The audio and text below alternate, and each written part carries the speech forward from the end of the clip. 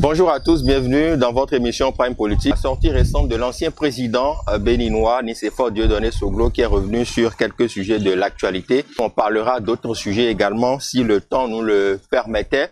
Tout ceci à décortiquer avec notre invité qui est déjà là, Monsieur Sergio Agbanon. Bonjour à vous. Bonjour Monsieur Stanislas. Merci d'accepter notre invitation une fois encore. C'est moi. Vous êtes un acteur politique. On va commencer par la déclaration du porte-parole du gouvernement béninois qui, au cours d'une émission sur une chaîne togolaise, Neo TV pour ne pas la nommer, a fait un peu le bilan du régime en place. Il a parlé de l'éventualité d'un troisième mandat ou non. Il a parlé aussi des probables dauphins du chef de l'État. Merci beaucoup, Monsieur Stanislas. Merci encore une fois pour votre invitation. Je ne saurais commencer cette émission sans remercier nos membres, militants et sympathisants du RJLB ainsi que toute la coordination nationale. Alors, pour rentrer dans le vif du sujet, nous, acteurs politiques, nous sommes là pour décortiquer l'actualité. Nous sommes là aussi pour critiquer et faire des propositions parce que je pense que la seule critique ne saurait être un projet. Donc voilà pourquoi nous, au RJLB, nous prenons la peine d'observer, d'analyser et éventuellement d'apporter notre petite pierre, notre analyse positive de sorte à ce que on puisse contribuer vraiment au développement du pays. Je pense que, comme le dirait l'autre, la vérité n'a pas besoin d'avocat. Les preuves sont là. On le voit tous les jours. On le voit tous les jours et franchement, moi je le dis, c'est une réussite. D'aucuns diront que c'est uniquement à Cotonou qu'on voit les infrastructures. Mais moi je dis non. Moi je vais souvent à l'intérieur du pays et je pense que beaucoup de choses, beaucoup d'infrastructures sont construites à l'intérieur, voilà, du pays. Donc c'est partout. Sauf que forcément à Cotonou, qui est la vitrine de notre pays, il y a beaucoup plus de réalisations sur le plan de l'infrastructure. Il faut dire que moi j'aime bien parler de la vision d'un pays, la vision d'un chef d'État. Et j'ai toujours dit que le problème de nos pays africains, c'est un problème de vision. On n'a jamais une vision à long terme. Et avec la gouvernance du président Patrice Talon, on voit clairement qu'il y a une vision claire qui se dégage. Et en ce qui concerne le développement, on voit que le tourisme est un axe majeur pour le développement de notre pays depuis l'avènement du président Patrice Talon.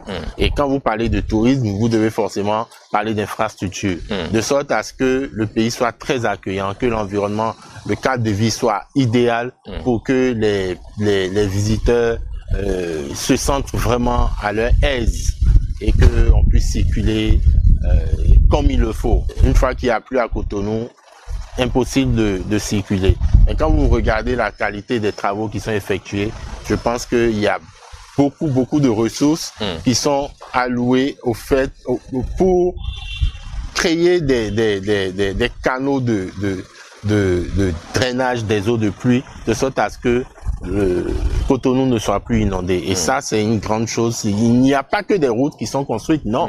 Mais en amont, ils prennent le temps de faire en sorte que on ne puisse plus vivre les inondations à Cotonou. Il n'y a pas que Cotonou.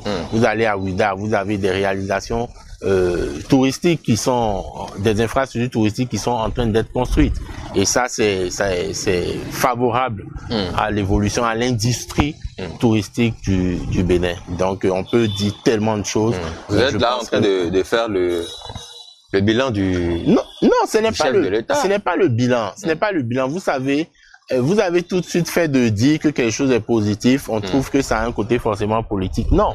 On est tous citoyens du pays. Et quand on voit quelque chose qui est bien fait, il faut le dire. Moi, c'est une fierté pour moi. C'est une fierté pour moi quand je circule, quand je vais à Ouida, quand je vois tout ce qui est en train d'être fait. On a vu les Vodou Days la dernière fois, qui ont quand même accueilli plus de 450 000 personnes. C'est pas rien, c'est une grande chose.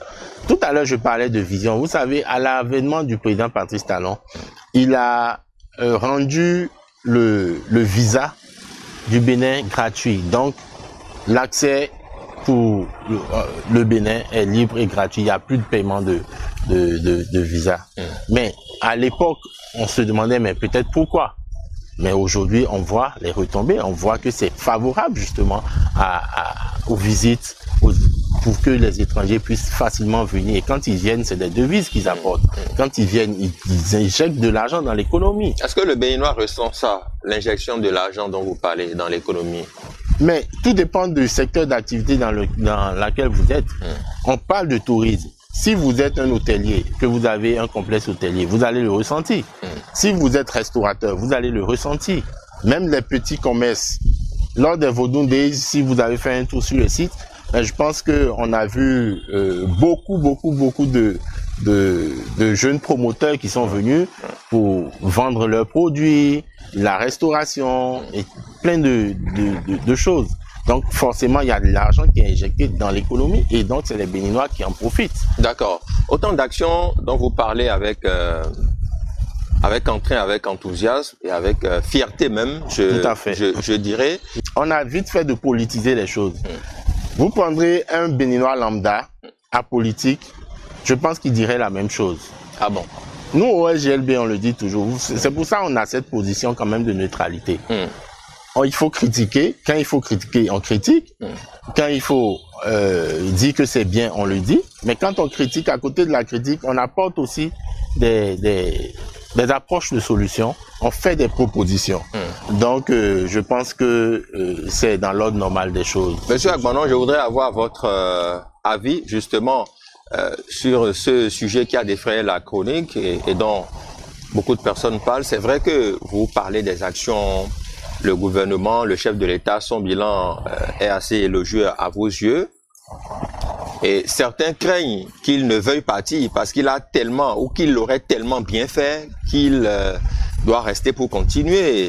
Sur la question, le porte-parole du gouvernement, sur l'émission dont je parle, a été clair. Le chef de l'État en 2026 va passer la main à son successeur et la démocratie va continuer. Je le paraphrase à peine. Non, vous savez, pour moi, la question ne s'est jamais posée. Ne s'est jamais posée. Le chef de l'État ne va pas s'éterniser au pouvoir. Je l'ai toujours dit.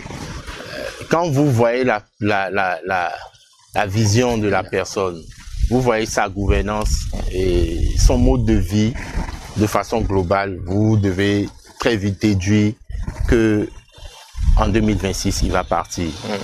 La question ne s'est jamais posée. Quand vous êtes au pouvoir et que vous avez des gens autour de vous, tout le monde ne peut pas avoir le même point de vue, le même avis. Mais c'est vous qui avez la dernière décision. Même si les avis sont contraires à la Constitution?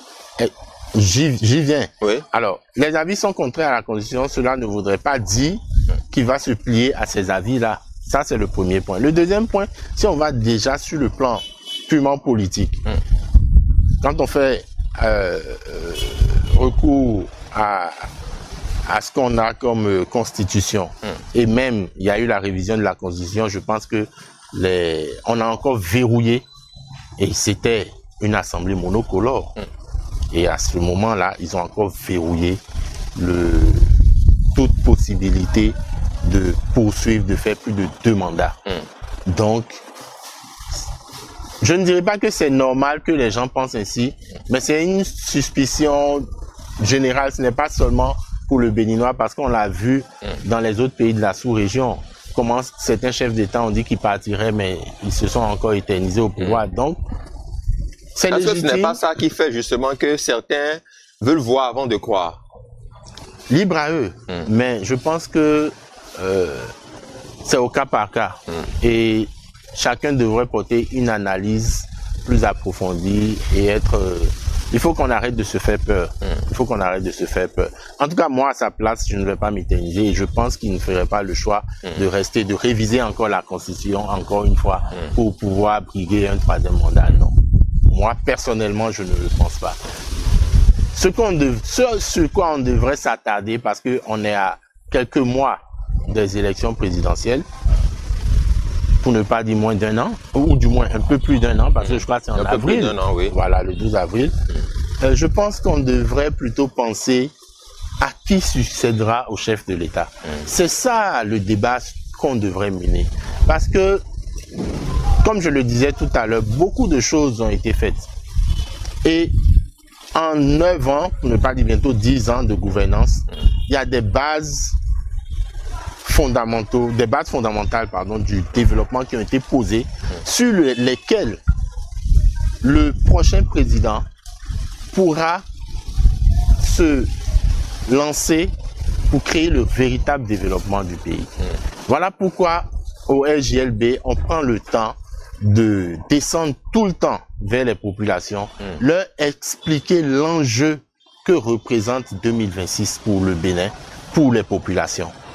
Parce que j'ai toujours dénoncé le fait que dans nos pays, surtout au Bénin, après un régime, on a toujours remarqué que c'est un régime contraire ou opposé qui vient au pouvoir.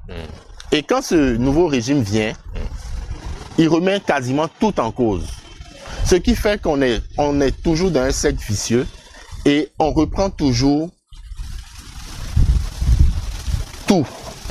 Un éternel recommencement. Un éternel recommencement. Et ça, il faut qu'on cesse avec ça parce que il faut qu'on ait une vision à long terme pour ce pays. Monsieur Cedro Agbanon, vous êtes notre invité dans le cadre de ce programme.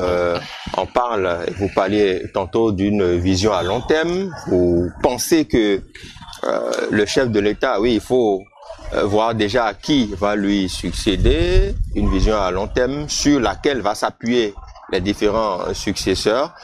Qui, selon vous, voyez-vous déjà sur l'échiquier politique pour succéder au chef de l'État? Est-ce que vous avez des noms? Non, moi j'ai pas de nom à vous donner. J'ai pas de nom à vous donner parce que... Vous avez peur de quoi? Non, c'est pas une question de peur. Même vous pouvez lui succéder. Bon, mais tout dépend. Pas encore l'âge ni les moyens. Ah d'accord. Mais tout dépend. Moi j'ai l'âge. Et vous avez les moyens aussi. Qu'est-ce que vous appelez les moyens? Ben, il y a une caution à payer. Mais je pense qu'avec le nouveau code électoral, il faut que ce soit les partis politiques qui désignent ou il faut être membre d'un parti politique. Donc ce n'est pas... D'ailleurs, c'est une des raisons pour laquelle ce code électoral est en vigueur, pour ne plus qu'on ait des candidatures fantaisistes et individuelles. Donc je pense que si quelqu'un se présente, il aura forcément des soutiens qui pourront l'accompagner avec les moyens qu'il faut. Bon, ça c'est une parenthèse. D'accord. Voilà. À long terme? Sur la vision à long terme et sur le successeur justement du président, je pense que ce n'est pas une question de nom. C'est une question de savoir si cette personne a vraiment bien cerné la vision générale qui a été impulsée depuis 2016. Depuis 2016, nous avons critiqué beaucoup de choses, mais avec le temps, les choses se clarifient et on voit clairement qu'il y a un développement qui est amorcé. Moi, j'ai critiqué beaucoup de choses, mais aujourd'hui, je vois clairement qu'il y a un développement qui est amorcé dans plusieurs secteurs. Et mieux, sur le plan technique, dans les décisions et les actions qui sont menées, il y a des leviers importants qui ont été mis en place dans les différents secteurs, que ce soit les secteurs agricoles, industriels, touristiques, comme je viens de citer, la santé, qui permettent d'accéder à ce progrès-là, à cette prospérité-là, dont nous avons toujours demandé. Donc ce candidat-là, ce dauphin-là, doit mieux comprendre certaines choses et savoir nous montrer qu'il a la capacité de mieux utiliser ces leviers-là, de sorte à ce qu'on puisse connaître le réel développement. Quand je prends par exemple le domaine de l'industrie, c'est clair, on voit clairement que le Bénin a choisi d'opter pour l'industrialisation. Et un pays ne peut pas se développer sans l'industrialisation. Mais vous voyez, GDIZ, c'est un atout. C'est une zone économique spéciale qui offre beaucoup d'avantages aux investisseurs.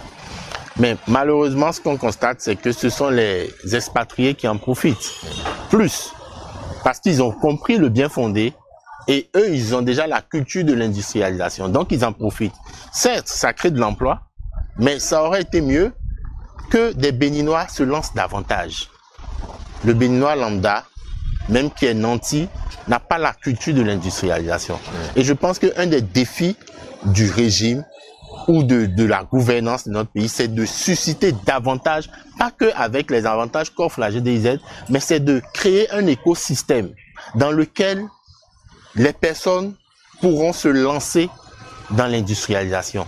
Et il y a des leviers qui ont des institutions, des structures qui ont été créées pour ça. Maintenant, il faut voir comment est-ce qu'elles fonctionnent. Quand je prends la caisse de dépôt et de consignation, c'est une structure qui accompagne très bien les projets. Est-ce que dans la méthodologie, tout va bien? Je pense qu'il y a beaucoup de choses à redire à ce niveau pour qu'on puisse susciter réellement l'engouement des Béninois à investir dans l'industrialisation, parce que c'est le levier, c'est la clé. L'agriculture, l'industrialisation, ce sont les clés majeures pour que nous puissions connaître notre développement. Il serait bien qu'on ait plus d'investisseurs béninois à GDIZ. Depuis que cette zone a été créée, je n'ai pas les chiffres exacts de des Béninois qui ont bien investi. C'est vrai que je visite cette zone-là, mais je peux vous dire qu'il manque l'investissement local. Vous pensez que les Béninois ne veulent pas investir? C'est pas qu'ils ne veulent pas investir, c'est parce qu'ils n'ont pas encore compris le bien fondé et parce qu'on n'a pas la culture de l'industrialisation. On a plutôt la culture de l'achat-vente, de l'import-export. Et c'est pour ça que je dis le gouvernement doit créer un écosystème particulier. Je veux pas m'approfondir là-dessus parce qu'il y a toute une stratégie à mettre en place pour ça, pour que les Béninois puissent vraiment profiter de cette zone économique pour pouvoir se projeter. Vous savez, le président Patrice Talon, est-ce qu'on peut appeler un champion national? Pas dans le sens du président qu'il est, mais de l'acteur économique qu'il a été entre-temps. Le champion national, c'est celui qui a eu des avantages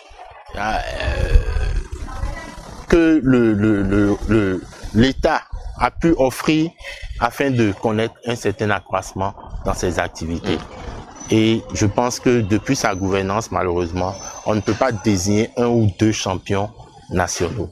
Mais toujours est-il que les bases sont là. Et je pense que pour celui qui va le succéder, s'il comprend bien, c'est lui qui créera ces champions nationaux-là. D'accord. Tout est là, tout est déjà mis en place. Et je pense que c'est en cours.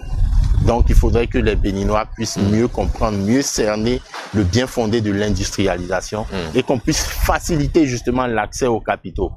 Parce qu'aujourd'hui, quand vous avez un projet, que vous allez à la banque, on va vous demander combien vous apportez.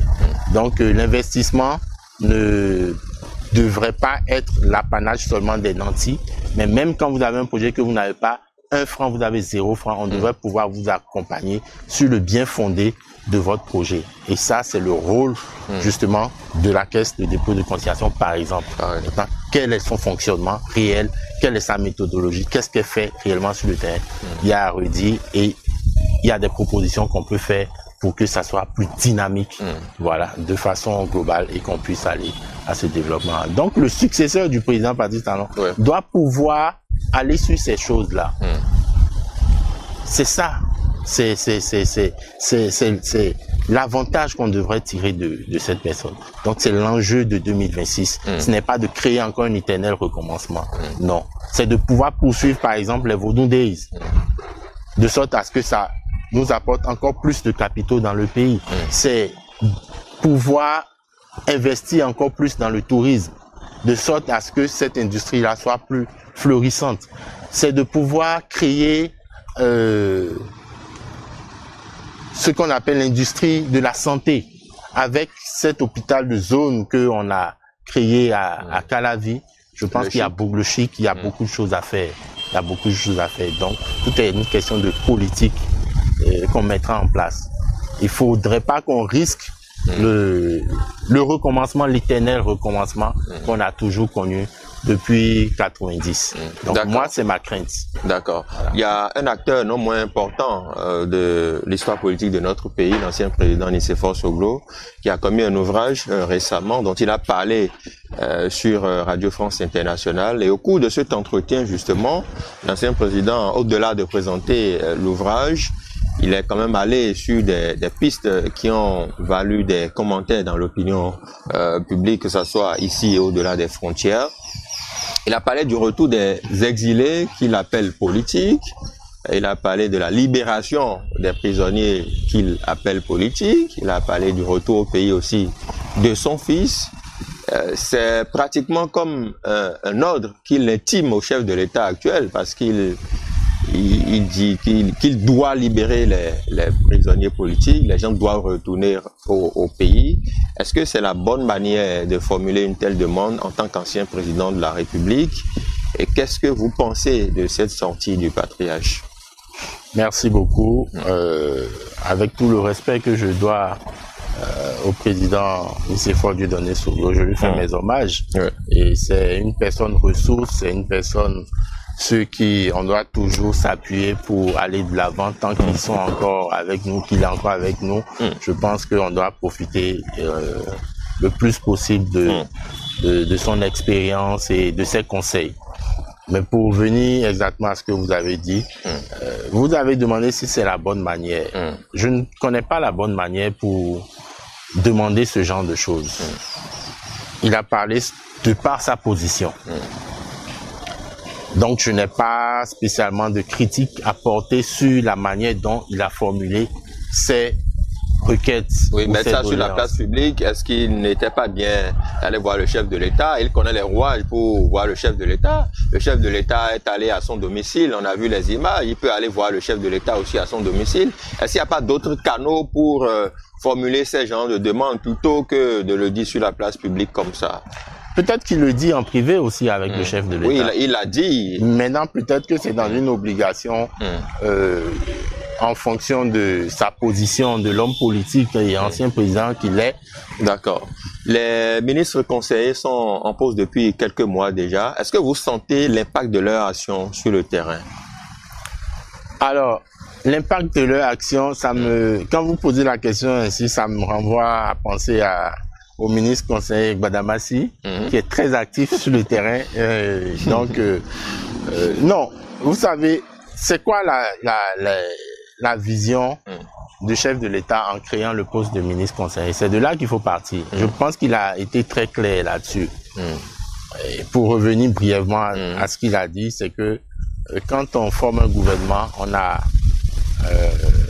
des techniciens qu'on met au poste de ministre et donc dans l'exercice, dans les tâches de leur action gouvernementale, ils ont la tête dans le guidon et donc ils n'ont pas le temps d'être plus proches des populations et d'éventuellement avoir ces retours-là.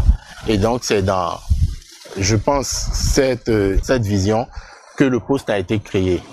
Alors si c'est dans cette vision que le poste a été créé, je pense que ces ministres conseillers sont sur le terrain, rencontrent les populations et feront forcément le retour acquis de droit, que ce soit au chef de l'État ou à leurs collègues ministres gouvernementaux. Donc, de ma position, je ne peux pas juger et dire si on voit leurs actions sur le terrain ou non. Parce que je ne sais pas, même pas si c'est dans leur prérogative éventuellement de venir sur les médias et de faire le bilan de ce qu'ils auraient fait comme activité ou non.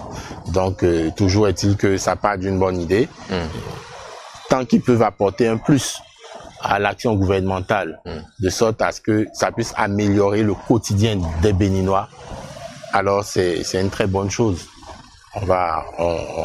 On a tout le temps pour pouvoir toujours le bien fondé de ces ministres conseillers-là. On est en train d'aborder la descente dans cette émission. Monsieur Séjour Agbanon, vous êtes acteur politique, coordonnateur adjoint du réseau des jeunes leaders du Bénin. On sait que c'est un réseau à caractère politique, bien évidemment. Et on va sortir d'ailleurs de cette émission par là. Comment entrevoyez-vous justement les élections générales qui arrivent 2026? Est-ce que ça sera sans ou avec le RJLB? Ah non.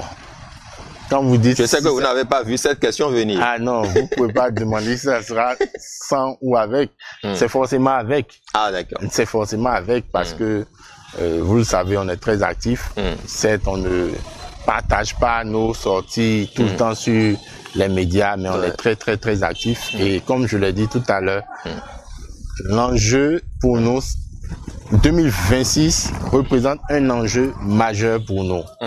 Et notre actualité en ce moment, c'est que nous descendons vers les populations pour leur faire comprendre l'enjeu majeur que représente 2026 pour ne plus rentrer dans un éternel recommencement.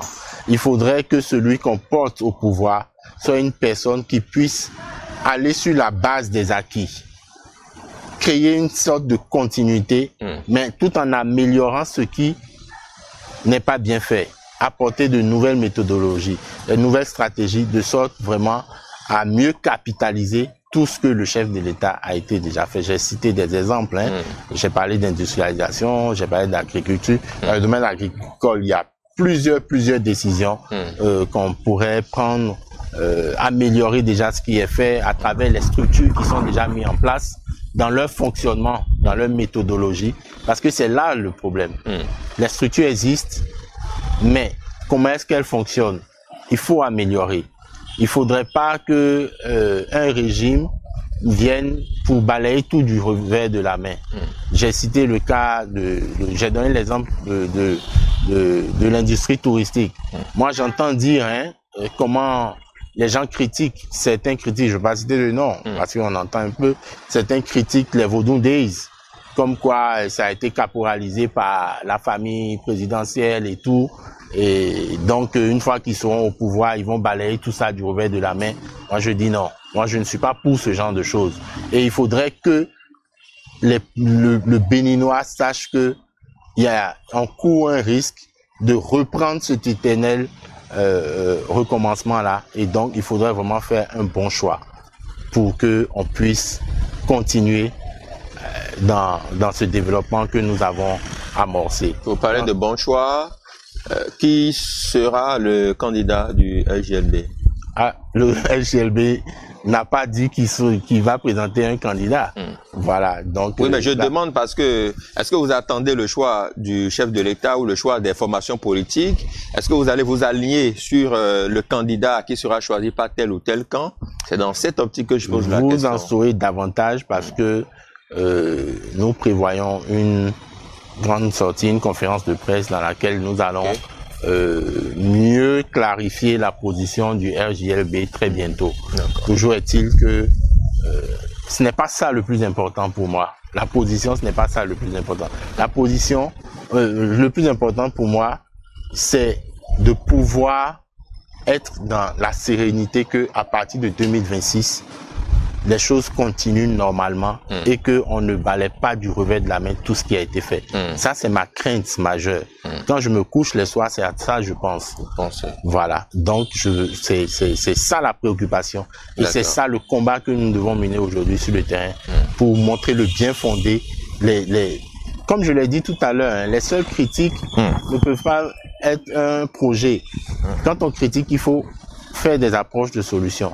Nous souhaitons continuer sur ce qui a été fait de bien, tout en apportant notre pierre à améliorer ce qui a été fait, de sorte à ce que, de façon générale, l'économie du pays se porte davantage mieux, de sorte à ce que les Béninois puissent vraiment se sentir bien, à l'aise, libres dans leur pays.